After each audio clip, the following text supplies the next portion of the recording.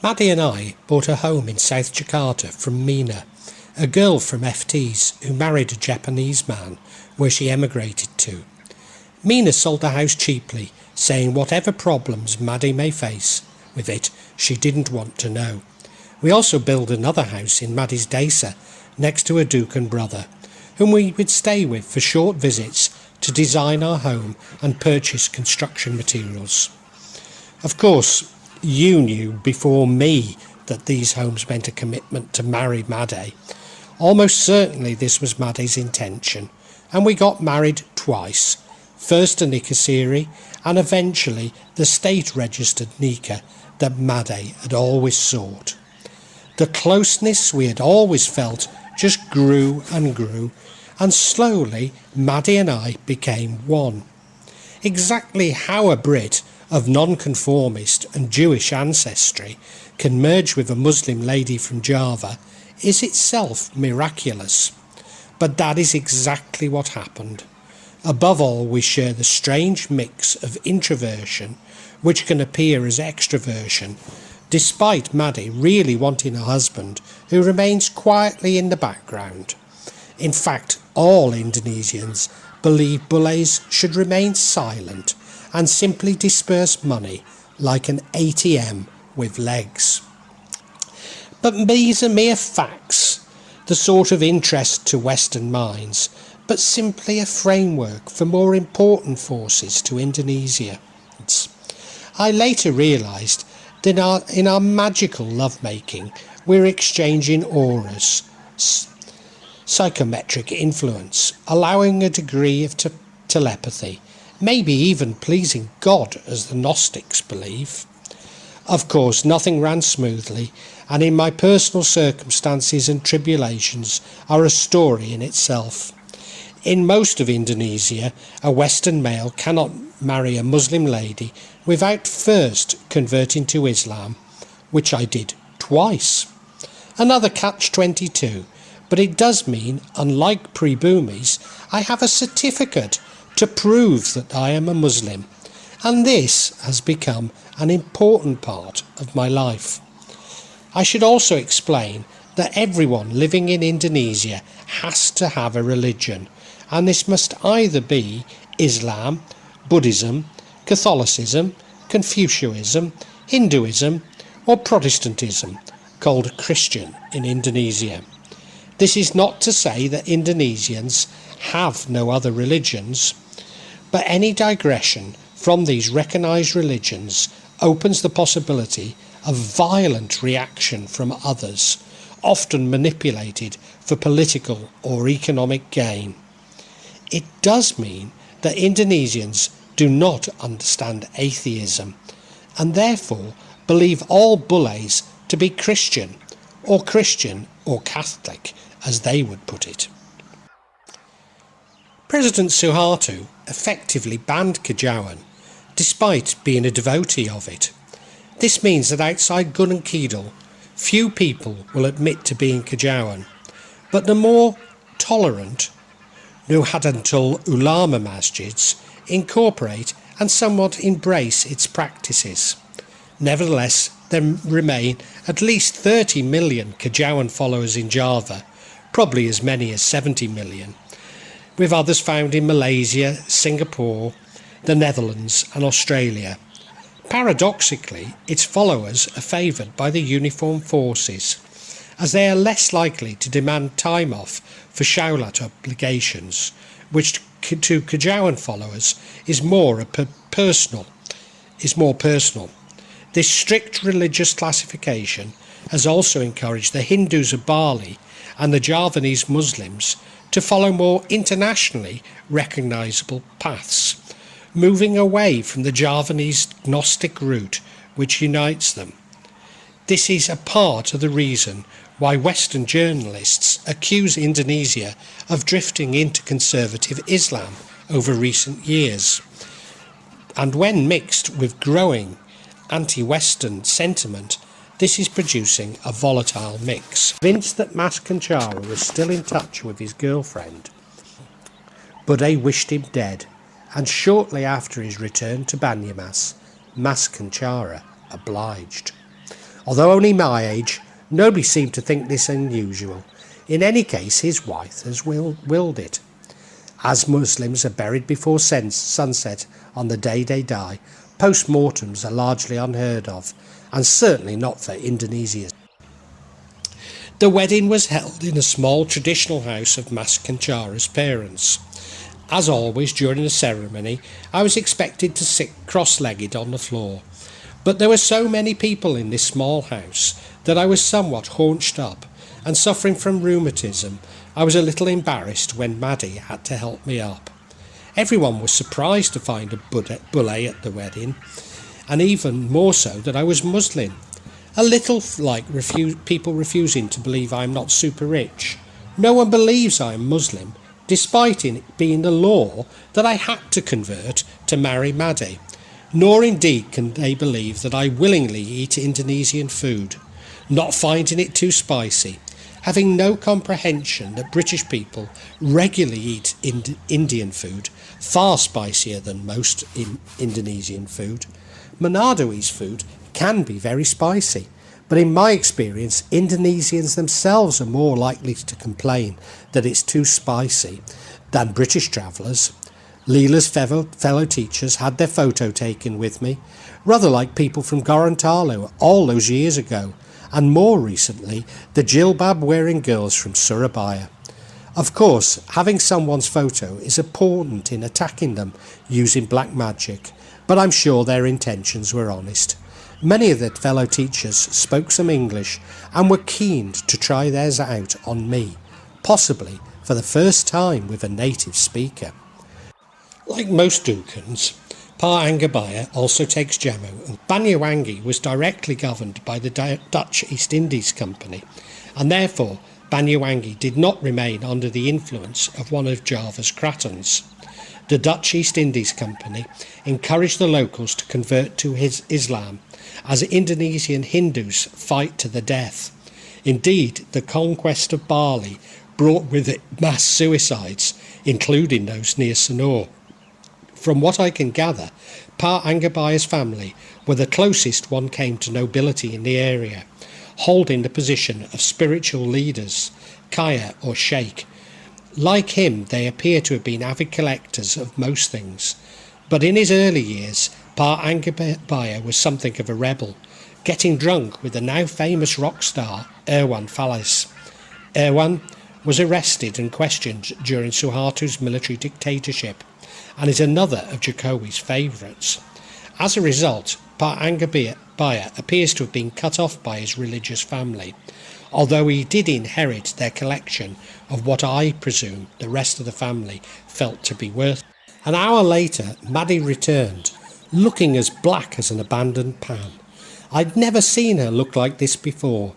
Her personality is normally that of Blackpool's Golden Mile, and I could tell something was wrong. So I quickly ended the meeting. My associates were looking at my contradiction of a wife, dressed in shorts and a revealing top, but tightly clutching on to tasbih, Islamic prayer bead. In fact, the journey to Gunung Kidul had been shortly after a flight, on AirAsia rather than Zebra Air, for our new home Islam1a, a feast whose origins were in the animistic sacrifice, but developed by Sunan Bonang, and has been embraced by the Nahdlatul Ulama. Islam1a are often used to clean a home, marriage, or important events of evil spirits. Although ritual feasts are found elsewhere in Islam, it symbolises the differences with the Muhammadiyah, who oppose such antiquated practices. Academics describe a division between the Shantri and the Putrian, pure or white ones, reflecting the use of white skull caps, although in Indonesia the word Shantri is used to mean pupil of an Islamic boarding school, and Abangan, the red ones, to describe Islamics in Indonesia, but few recognise this distinction, possibly because admitting to being Abangan could be dangerous. I have even seen it suggested that Muhammadiyah follow a Wahhabist doctrine, while some Muhammadiyah, particularly west of Java, may define themselves in this way, many other Muhammadiyah in Java would define themselves as Sufi. Certainly these distinctions are too polarised to explain the differences between Nahadatul Ulama and Muhammadiyah. In any case, their congregations tend to be somewhat interchangeable, myself included, and Muhammadiyah masjids are common in strongholds of Kajawan, such as Made's Dessa. Sawadi sacrificed a goat for the feast with a golok knife, but Made put a foot down on displaying its head in our house, as was the tradition. I have often joked about keeping a pet goat that I would put in a petchy hat and call it Professor Darwin, but seeing the fate of this goat has made the joke seem nothing like as funny. Whilst the goat was deep fried and eaten by the Dessa, the largest proportion was kept by the Dukan brother and his immediate family, who in a very Javanese form seemed to be challenging my understanding of the boundary between my obligation for zakat and their own personal greed. This is a boundary to which I have alluded many times, and one which I must negotiate on a daily basis as a Muslim bule living in Indonesia. My morals concerning the fate of the goat are therefore simply false Western compassion, especially when overshadowed by the obligation for zakat. Gunung Kemukus is a hilltop Kajawan shrine to the northeast of Solo, dedicated to the legendary Prince Pangeran Samudoro and his stepmother Nia Ontarualan, with whom he eloped. Every 35 days, when the Javanese calendar coincides with the Gregorian Friday, to Westerners a Thursday night, rituals are performed at the site. Many people from Java would visit Gunung Kemukus to engage in adulterous sex 7 times with the previously unknown partner, as it was believed to bring great riches to them. Although adultery is considered haram within Islam, it is something of a national pastime in Indonesia. Indeed, a number of people who had been on the Hajj pilgrimage would also pay homage at the shrine. Many of the men from Made's Desa took this pilgrimage, never with their partners knowing the true reason for their trips. The date coincides with the pilgrimage, or Zayariya, to nearby Pangaratis beach to venerate Niraro Kidul, providing a useful alibi. Inevitably, in Indonesia's liberal economy, with such high numbers of pilgrims, spawned a large number of businesses catering for the pilgrims' needs, as they do around the shrines of Catholic saints in the West. Also inevitably, from about 1990, this included small-scale commercial bleep businesses, with Gadis Malam and bleep acts becoming increasingly public, falling foul of Indonesia's strict pornography laws. An Australian documentary called Bleep Mountain created a moral panic in Indonesia, and many of the businesses related to the site were closed by the governor, despite some of the rooms facilitating prostitution being built by local government, which along with the entrance fee were a major revenue stream. During Suharto's regime, commercial bleep businesses had flourished, often seen as a means of reducing informal prostitution. The situation was seized on by the army as an additional source of income. During this period, girls found guilty of street prostitution would be rehabilitated in the army's correction centres. Even today, public accounts appear to show only a small part of the army's resources come from government disbursements, although I'm at pains to point out that I am not suggesting that today any of this money comes from illegal activity. Made was constantly praying to Allah and repeating the various prayers her nene had taught her all those years ago. In particular, Made prayed to Sunan Kalijaga, the source of Indonesian Sufism, and Kajawan.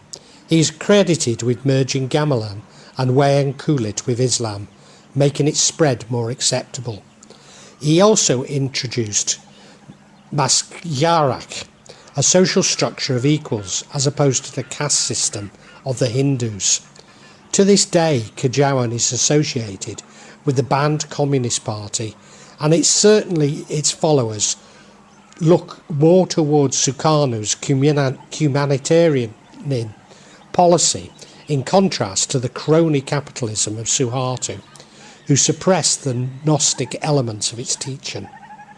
Sunan Kalijaga, along with Nirorokidal, is believed to have assisted Pranambaram Senopati in establishing the Mataram Sultanate.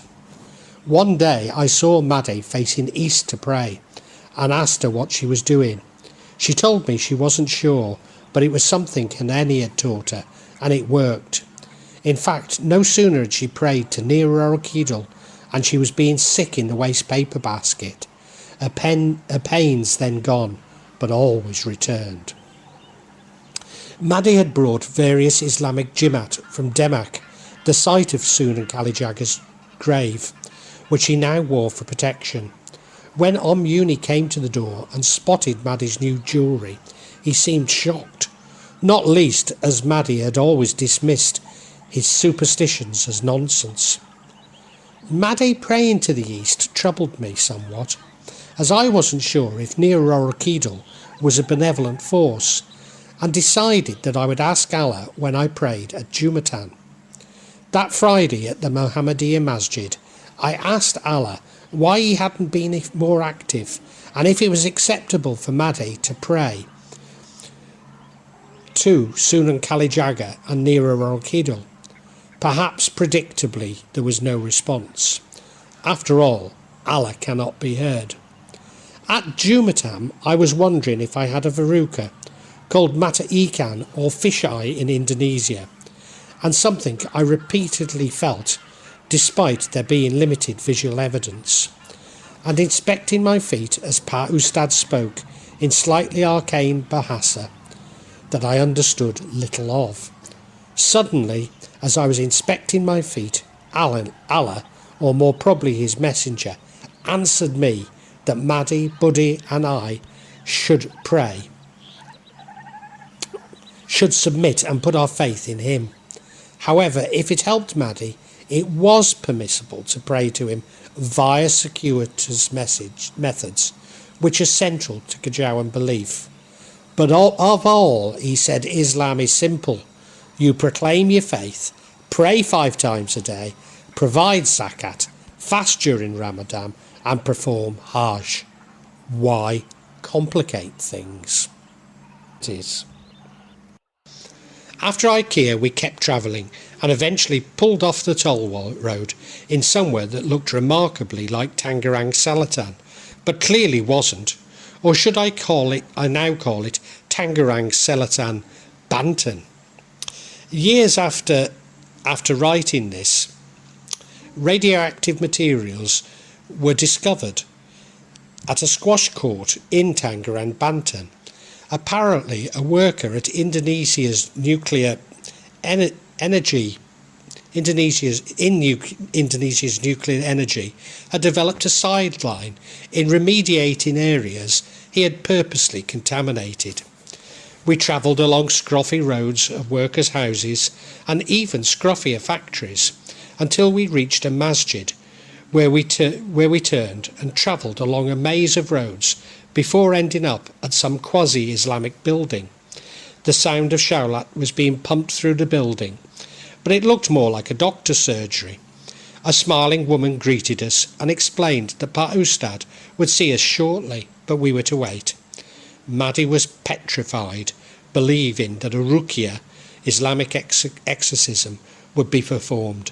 The smiling lady reassured her that it was simply a consultation with Pa Ustad, followed by therapy if Made wanted it, and that Pa Ustad may recommend some natural herbal medication.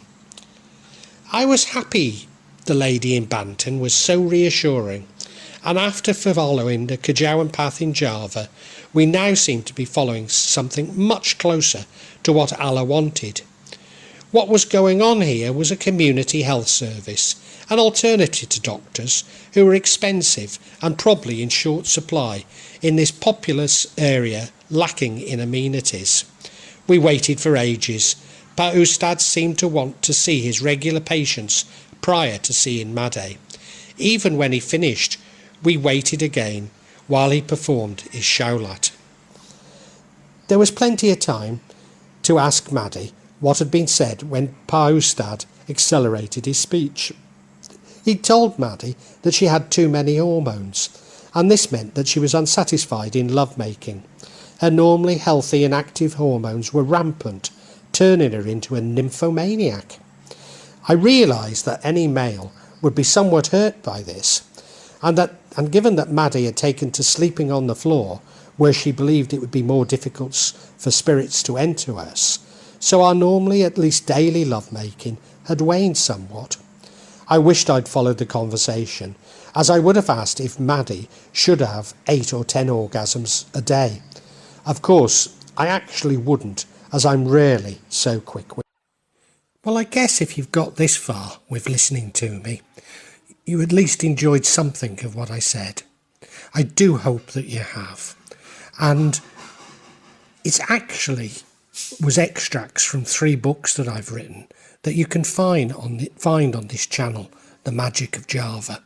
I'd really love you to subscribe and hit the button. And yeah, please listen to all 3 of my books. But above all, thank you for listening to this.